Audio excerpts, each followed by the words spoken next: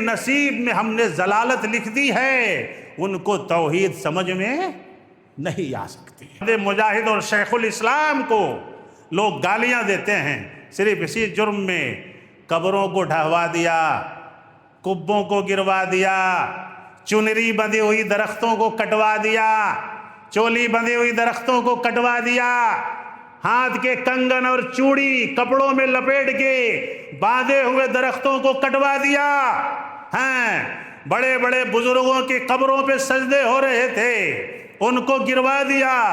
ارے محمد بن عبد الوہاب سے یہ کام ان سے پہلے محمد الرسول اللہ صلی اللہ علیہ وسلم نے کیا ہے، تو گالی کس کو کون دے رہا ہے؟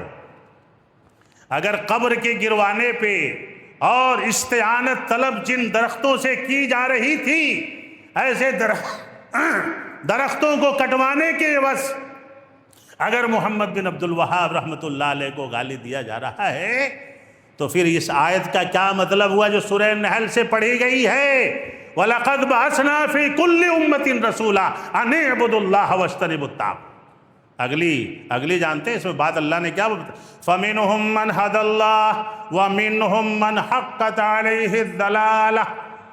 اللہ نے کہا کہ لوگو، میرے بندو، اس زمین پہ سب سے خوش نصیب وہ ہے جسے توحید سمجھ میں آ جائے۔ کون کہہ رہا ہے یہ؟ کون کہہ رہا ہے؟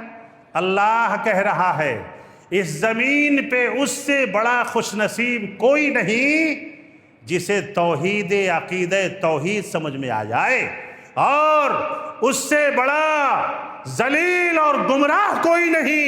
وَمِنْهُمْ مَنْ حَقَّتْ عَلَيْهِ الضَّلَالَةُ، اور اللہ نے کہا کہ جن کے نصیب میں ہم نے ضلالت لکھ دی ہے ان کو توحید سمجھ میں نہیں آ سکتی۔